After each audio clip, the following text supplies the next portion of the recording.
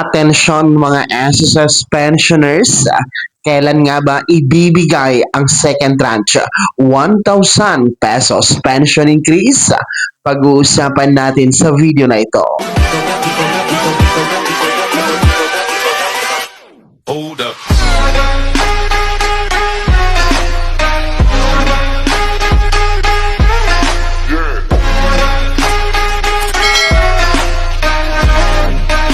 Hello mga ka-vlogs! Welcome dito sa aking YouTube channel. Magandang araw po sa lahat ng mga manonood. Saan po kayong dako sa mundo? Kumusta mga ka-vlogs?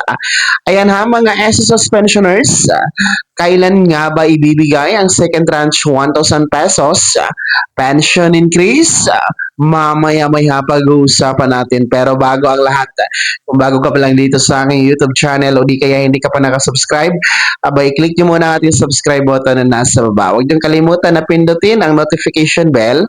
Ilagay niyo po sa all para naman updated ka sa lahat ng mga videos na aking i-upload. So, eto na, katanungan po mula sa isa sa masugid nating taga-subaybay at manonood dito sa aking YouTube channel. Actually, ito po ay pinadala na katanungan sa pamamagitan po ng ating official Facebook page, Messenger. Mula po ito kay Sir, no? Hindi natin alam kung taga saan po siya. Pero ang katanungan niya, kailan nga ba daw ibibigay ang second tranche 1,000 pesos pension increase ng SSS? So actually, dalawang kanyang katanungan pero hindi muna natin itackle yung isa dahil para yun sa senior citizen kasi. So dito muna tayo mag-focus sa unang tanong, hinggil sa second tranche, 1,000 pesos pension increase.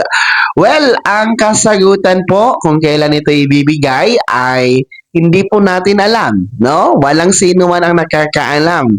Kahit sino dahil wala naman pong advisory, walang announcement at walang direktiba mula sa SSS na ito ay ibibigay na ang nasabing second tranche. Kung inyo po kasing napapanood no, sa mga ibang video dito sa YouTube at iba pang mga social media platform ay talagang marami kasi ang nagpapakalat ng maling impormasyon, mga fake news hinggil sa second tranche na di umano ito ay ibibigay na ngayong buwan ng Marso. Kaya siguro napatanong itong ating isa sa nood, taga-subaybay dito sa ating channel, no? Lilinawin ko po ang nasabing second tranche 1,000 pesos pension increase. Diretsahang sagot, hindi pa ibibigay. Wala pang petsa, walang taon, walang buwan ang naturang second tranche na ibibigay na kung kailan ito, no?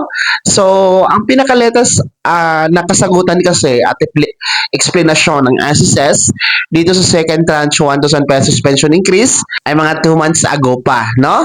So, ito po ay mula mismo sa SSS President and CEO na si Mr. Joseph D. Claro. Narito ating ang balikan at lilinawin kung ano ang kaniyang pahayag hinggil sa second tranche 1,000 pesos pension increase. During the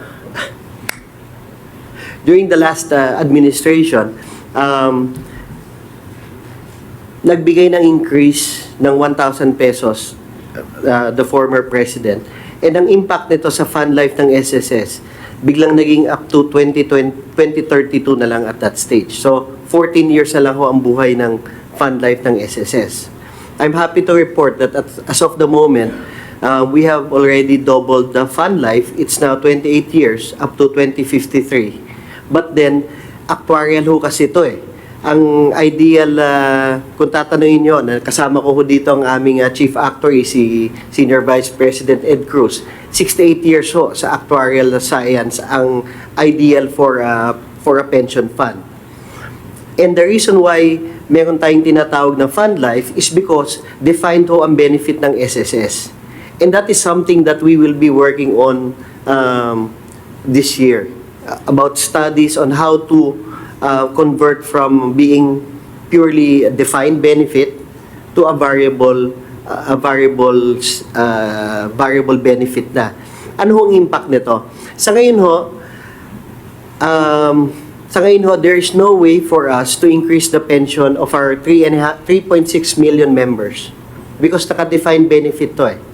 And ang katumbas ho nitong fund life ng SSS would be the unfunded liability, which the way it's calculated sa actuarial science is 68 years.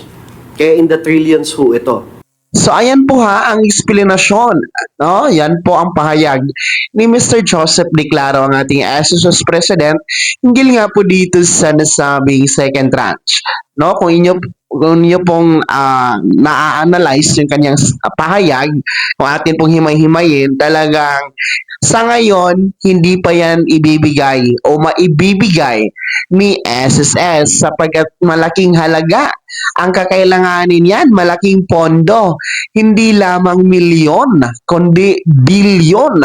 No, roughly, nangangailangan siya ng 42 to 45 billion. So, ayon sa SSS, hindi kakayanin ang nasabing pondo na ibigay sapagkat kung ipipilit talaga no na ibigay ang nasabing second tranche, ang mangyayari po ay mababawasan ang buhay ng SSS. Ibig sabihin, mas maaga pong mamamatay ang lifespan ni SSS.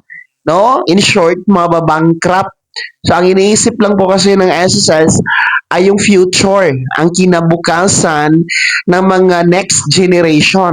No? Yung ating mga anak, mga apo, ano pa ba ang